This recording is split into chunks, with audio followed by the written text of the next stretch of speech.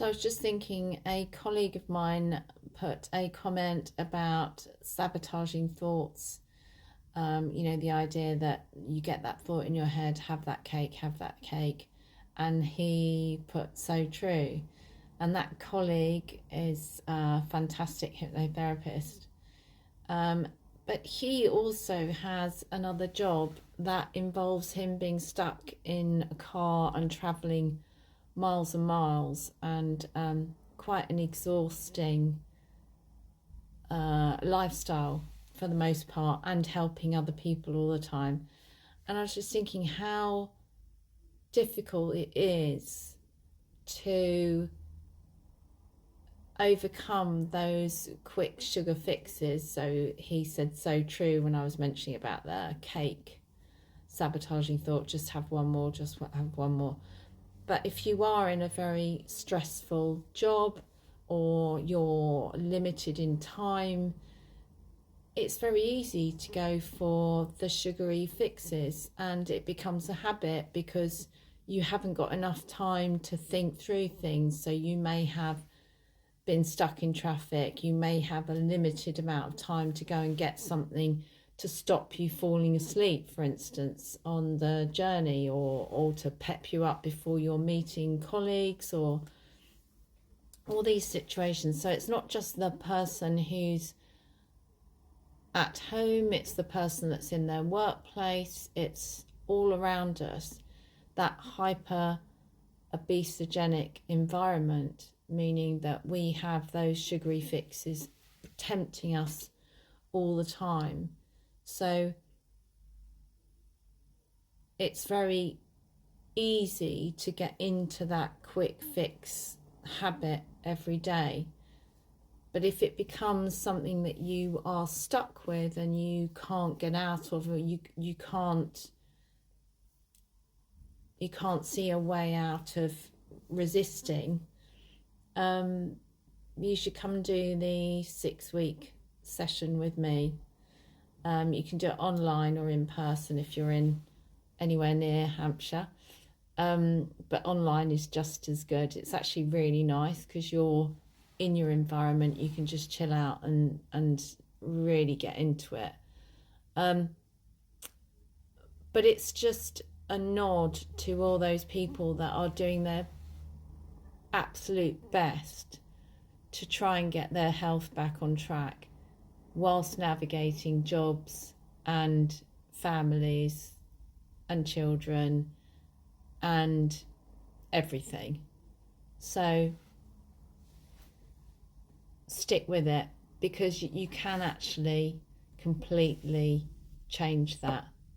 Just because that's the habit now, and it has been for a long time, because you're stuck in that situation and you don't have much time, these 6 sessions will show you how you completely reframe everything.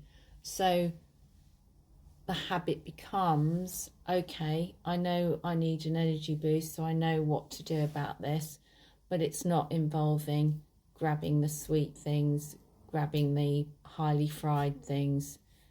There are loads and loads of different techniques we use to overcome that.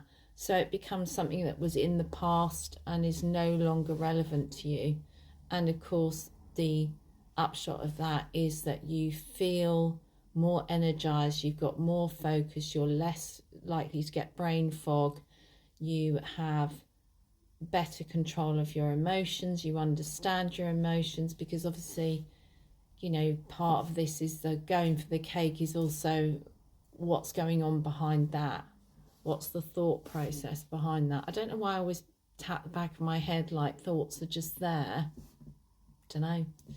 But, it's what is going on behind that. I'll just have a cake. Because it's not just the sugar boost, is it? It's something emotional there as well, about what's that cake doing for you?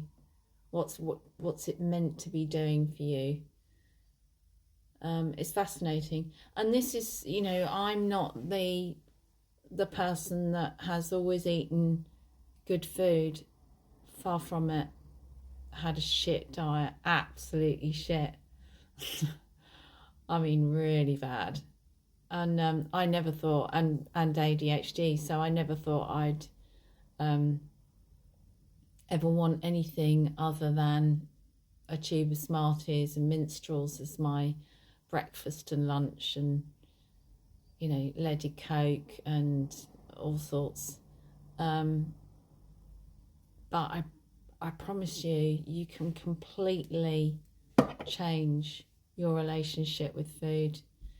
And if you are getting that food noise, you're driving along and you're thinking, oh, the only thing that's going to do it is the cake or the chocolate. I had one client that was in a very stressful job, and her way was to eat a load of chocolate in between things, because that was her, the chocolate will make me feel better. And obviously it does for like 30 seconds, and then you feel shit, and you get brain fog and all sorts.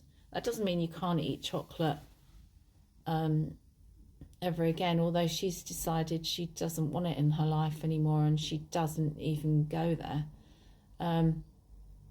But it's just about balance, isn't it? But the most important thing is your mental health and what's going on behind that.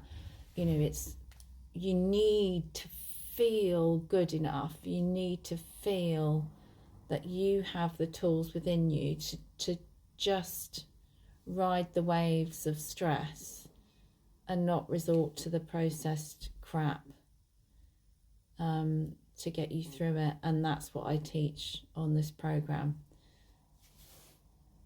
Have a really good day or evening wherever you are.